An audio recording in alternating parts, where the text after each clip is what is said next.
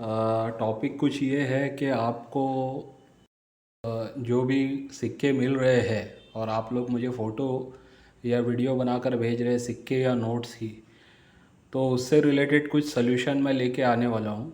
तो कुछ उसके बारे में डिटेल्स मैं बताना चाहता हूँ इस वीडियो में।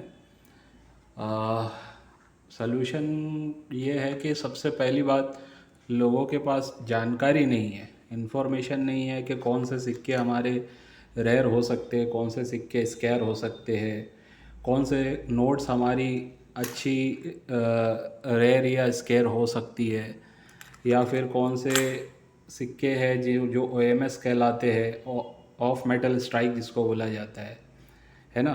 तो ये सारी चीज़ें, फिर या फिर रेडिड एज वाले सिक्के होते हैं। अभी जैसे ये 5 रुपीज़ का मेरे पास है रेडिड एज में, ठीक है। ऐसे ही एक प्लेन एज आती है इसमें। तो एजेस के बारे में जानकारी नहीं है, या फिर आप बोल लो कॉइन की मिंटिंग के ईयर्स के बारे में जानकारी नहीं है।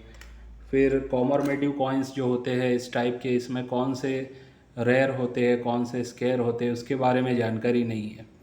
तो अब लोग क्या कर रहे हैं, वीडियो तो देख रहे हैं यूट्यूब पे, ना सिर्फ मेरा, बहुत सारे लोगों का। कुछ लोगों के चैनल तो मैं देखता हूँ मिलियन में भी उनके सब्सक्राइबर जा चुके, यानी 10-10 लाख सब्सक्राइबर हो चुके उनके। लेकिन उसके बावजूद वो लोग क्या करते हैं, वीडियो मतलब डेली बनाने के लिए इस टाइप का कोई एक सिक्का लेके उसकी फ़ोटो डाल देंगे और उसके बारे में डिटेलिंग पे फिर पूरी वीडियो बना डालेंगे।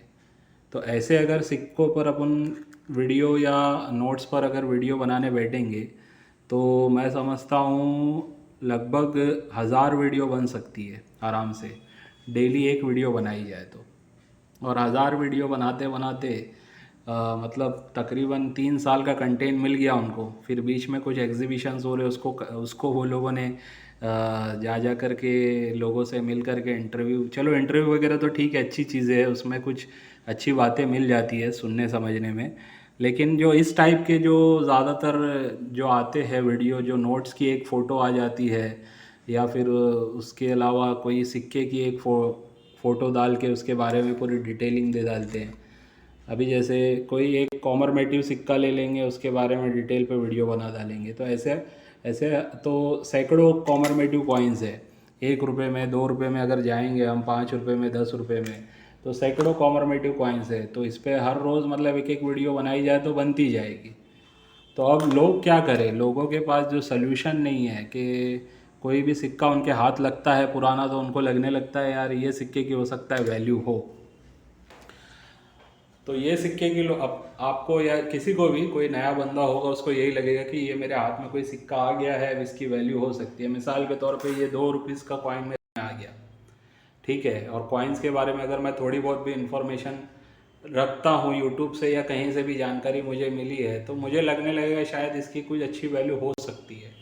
या फिर कोई पुराने सिक्के मेरे हाथ में हो, 10-20 पैसा, 5 पैसे वाले, ठीक है, तो उस केस में, या फिर पुराने नोट्स मेरे हाथ में हो, है ना, जैसे ट्रैक्टर वाला 5 रुपीज़ का नोट हो गया, या इस टाइप के। मैंने अभी लास्ट वीडियो में भी बताया था, उसके बावजूद भी लोग जो है उन सारी चीज़ों को समझ नहीं पा रहे और ट्रैक्टर्स की नोट्स वगैरह भेज रहे हैं मुझे।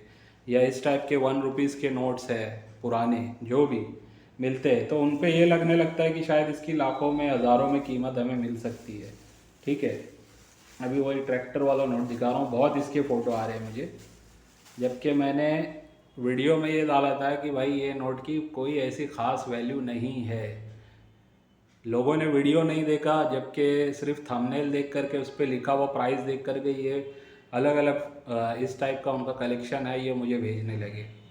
तो ये जो जानकारी की जो कमी है और गलत इन्फॉर्मेशन जो दी जा रही है यूट्यूब पे, क्योंकि कुछ लोग तो सिर्फ इन्फॉर्मेशन दे रहे हैं कि अभी जैसे वो लोग भी बता रहे हैं कि ये इसकी ऐसी कीमत नहीं है, लेकिन क्या हो रहा है कि एक एक वीडियो, ऐसे कितने वीडियो लोग देखेंगे, कितने वीडियो में जा जा करके इन्फॉर्मेशन लेंगे।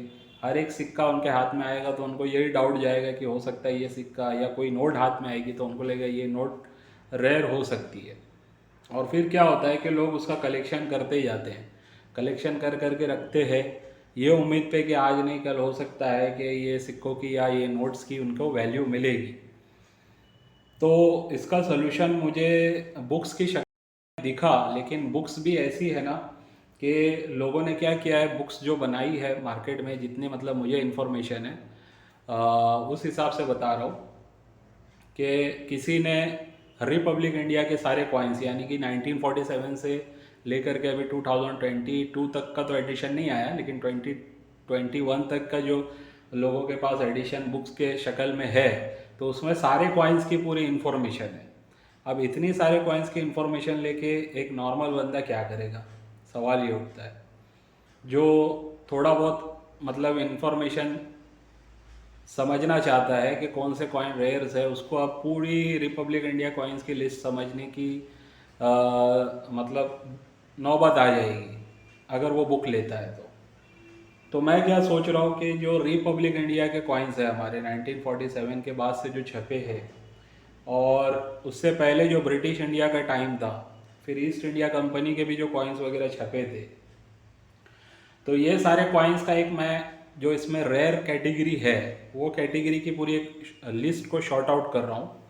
और उस लिस्ट का फिर उसके साथ प्राइस भी होगा और उसकी डिटेलिंग भी होगी, कौन से मेटल में बना है, कौन से ईयर का है, उसमें से कौन से मिंट का जो है वो ज़्यादा रेयर है, फिर उसमें स्केयर कौन सी कैटेगरी है, इस टाइप का मतलब पूरा एक मैं डिटेलिंग पूरी बना रहा हूँ। तो इससे होगा ये कि अगर वो चीज़ आपके पास रहेगी, चाहे वो पीडीएफ की शक्ल में हो या आप उसकी हार्ड कॉपी मुझसे मंगवाते हो, दोनों में से कोई भी चीज़ अगर आपके पास है, तो उससे होगा ये, जब भी आपके पास कोई कॉइन आपके हाथ लगेगा तो आप उस कॉइन को लेकर के डायरेक्टली, जैसे भी मैं एक कॉइन उठाता हूँ इसमें से कोई रैंडमली, अभी मैंने ये कॉइन उठाया, ये कॉइन मुझे सर्कुलेशन में से मिला या किसी के थ्रू मुझे ये कॉइन मिला, तो मैं क्या करूँगा, इस कॉइन को लेने के बाद इसके ऊपर देखूंगा ईयर क्या है, 2001। तो मेरे पास जो लिस्ट है वो लिस्ट में मैं जाऊंगा, उसमें मैं कॉमरमेटिव, ये कॉमरमेटिव कॉइन हो गया, कॉमरमेटिव कॉइन में मैं चला जाऊंगा, उसके बाद उसमें चेक करूंगा कि ये रेयर वाला है या नहीं। 2001 का देखने के बाद इस पर लिखा हुआ क्या है, किसका है ये, ठीक है, डॉक्टर श्यामा प्रसाद जी का ये सिक्का है, ठीक है। तो इसमें भी अभी जैसे डॉक्टर श्यामा जी प्रसाद जी का ये सिक्का है ना, इसमें भी रेयर कैटेगरी भी आती है। तो अब हर श्यामा प्रसाद जी का सिक्का रेयर नहीं है, लेकिन इसमें जो रेयर कैटेगरी का आता है वो डिटेल आपको पता होगी, तो आप क्या करोगे, डायरेक्टली वो चेक करोगे कि मेरे हाथ में जो आया है उसका मिंट मार्क क्या है और किसका है ये, और रेयर है या नहीं, क्योंकि वहाँ पे मैं लिख भी रहा हूँ कि रेयर है या नहीं, या स्केयर है या नहीं। तो जो रेयर होगा, जो स्केयर होगा, उसकी डिटेल्स आपके हाथ में लग जाएगी, आप फोटो देख करके, ईयर देख करके, मिंट मार्क देख करके तुरंत समझ जाओगे कि ये रेयर सिक्का है या नहीं। और एक एस्टिमेटेड वैल्यू मैं उसमें लिख रहा हूँ, वैल्यू कम लिख रहा हूँ, कम इसलिए लिख रहा हूँ कि मुझे पता है कि प्रैक्टिकल में क्या होता है। प्रैक्टिकल में आप अगर यूट्यूब पे जाओगे, जैसे मिसाल के तौर पे किसी कॉइन की आपको कीमत बताई जा रही है 10,000 से 25,000, ठीक है, रेयर कॉइन है, उसकी कीमत बताई जा रही है 10,000 से 25,000, तो अब होगा क्या, आपके माइंड में साइकोलॉजिकली ना 25,000 ज़्यादा हिट करेगा।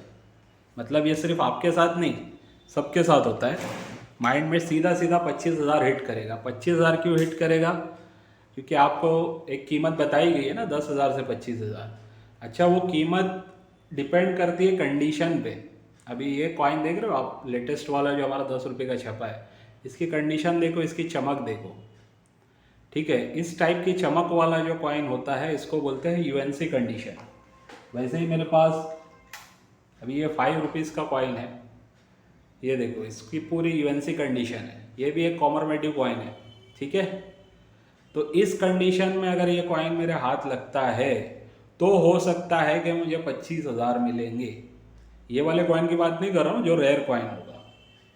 तो वीडियो में ये चीज़ कोई कोई बताता है, बोलता है यूएनसी कंडीशन, लेकिन यूएनसी कंडीशन सबको समझती भी नहीं है।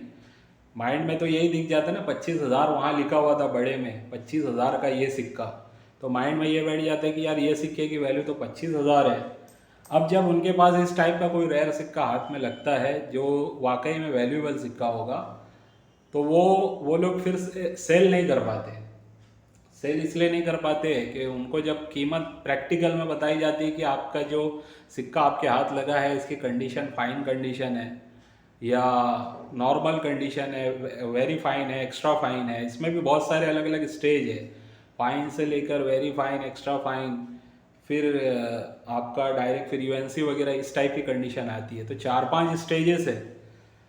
तो हम तो सिर्फ यूएनसी कंडीशन यानी अनसर्कुलेटेड कंडीशन की बात समझते हैं और वो प्राइस को देख करके हमारे माइंड में बिठा लेते हैं कि इस कॉइन की कीमत ये होगी, या इस टाइप की कोई रेयर नोट हमारे हाथ लगी। ये रेयर नहीं है, बता रहा हूँ, जैसे इस कंडीशन की कोई रेयर नोट हाथ में लेगी और फोटो रहा उसके अगेंस्ट में कि ऐसी एक नोट का आपको मिलेगा 25,000 रुपया, तो आपके माइंड में डायरेक्ट बैठ जाएगा 25,000, लेकिन आप कंडीशन नहीं देखोगे।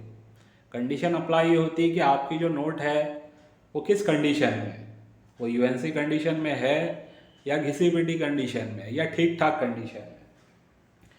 तो अगर वही 25,000 की नोट आपको ठीक ठाक कंडीशन में मिली है तो उसका बहुत बहुत आपको 10-12 हज़ार रुपये मिलेगा। और वही चीज़ अगर आपको घिसी पिटी कंडीशन में मिली है, जिसकी कंडीशन मतलब बहुत ज़्यादा अच्छी नहीं है, फाइन कंडीशन आप बोल सकते हो, तो वो 25,000 वाली चीज़ सीधा 5, 4, 3,000, 6,000 पे आ जाएगी। तो मैंने क्या किया हूँ, मैंने डायरेक्ट यूएनसी कंडीशन वाले भाव अपने कैटलॉग में नहीं रखा हूँ, सीधा सीधा फाइन से लेके एक्स्ट्रा फाइन कंडीशन की वैल्यू के हिसाब से मैंने बनाए हुए, क्योंकि 99% सिक्के या नोट्स इसी टाइप के हाथ लगते हैं नॉर्मल पब्लिक के। तो अब जब उनके हाथ में कोई भी नोट या सिक्का लगेगा तो उनके पास जो प्रैक्टिकल वैल्यू जाएगी, जैसे किसी कॉइन की मैंने बताया 25,000 कीमत है लेकिन यूएनसी कंडीशन में, अब उनको जो मिला है वो फाइन या एक्स्ट्रा फाइन कंडीशन का मिला है, तो वो जब पढ़ेंगे कि 5,000 से 10,000 के बीच इसकी वैल्यू है, तो उनके माइंड में सीधा 5 से 10,000 का ही प्रिंट होगा, 25,000 वाली बात नहीं जाएगी। तो उस बेस पे क्या होगा, डील हो जाती है। फिर आप किसी से सेलिंग करोगे तो हो सकता है आप उसमें नेगोशिएट थोड़ा बहुत कम ज़्यादा 5-10 हज़ार के बीच में जो भी डीलिंग करोगे वो डील करके आप अपना सिक्का सेल कर पाओगे। लेकिन आपको इन्फॉर्मेशन जाननी भी ज़रूरी है कि यूएनसी कंडीशन में अगर आपके हाथ में कोई सिक्का या नोट लगती है तो उसकी एक्चुअल वैल्यू क्या हो सकती है।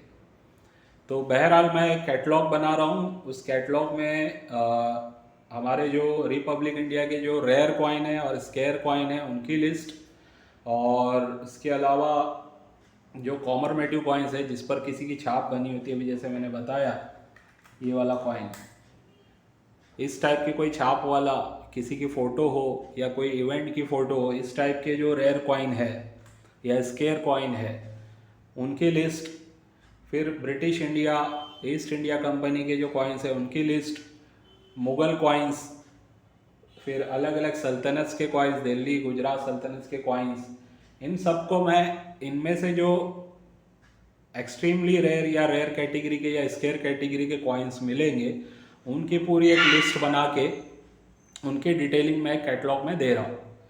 तो जो लोग मेरे साथ जुड़ रहे हैं, जो मेरी वीडियो देख रहे हैं या मेरे साथ, उनको समझ में आ रहा है कि यहाँ पे प्रैक्टिकल बात हो रही है, प्रैक्टिकल काम हो रहा है, तो वो लोग क्या कर सकते हैं, उस चीज़ को अगर वो कोर्स नहीं करना चाहते, मैंने पहले कोर्स की शक्ल में ऑफ़र किया लोगों को, लेकिन लोगों को समझ में नहीं आ रहा है कि कोर्स क्या है। तो बहरहाल कोर्स नहीं, कम से कम आपके हाथ में ये कैटलॉग अगर होगा तो इस कैटलॉग के ज़रिए से आप बेसिक चीज़ तो एटलीस्ट समझ पाओगे कि आपके हाथ में जो चीज़ लगी है वो वैल्यूबल है भी या नहीं। तो उससे ये होगा कि आप फिल्टर आउट कर पाओगे इजीली। अगर आप फिल्टर आउट करोगे तो जो जो चीज़ आपको स्केयर और रेयर मिलती जाएगी उसका कलेक्शन आप करोगे, तो जाहिर सी बात है उस चीज़ का जो कलेक्शन आपके पास जमा होगा उसकी वैल्यू कुछ ना कुछ अच्छी आपको आगे चल के, या आप जो भी अभी वर्तमान में बेचना चाहते हो तो बेच के उसका पैसा ले सकते हो।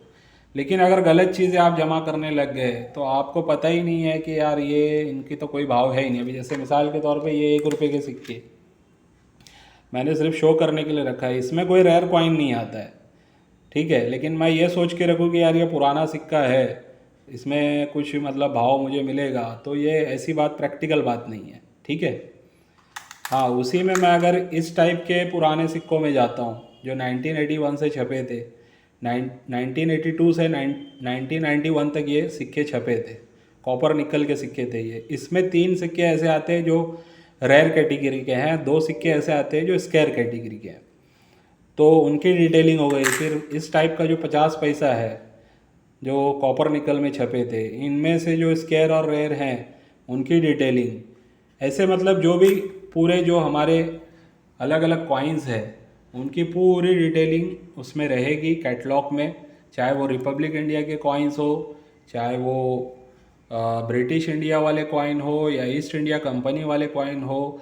और एक चीज़ अलग बनेगी नोट्स की, नोट्स की भी एक चीज़ अलग बनेगी जिसमें पूरे नोट्स की डिटेलिंग होगी, कौन कौन से नोट्स एक्सट्रीमली रेयर है, कौन से रेयर हैं, कौन से स्केयर हैं।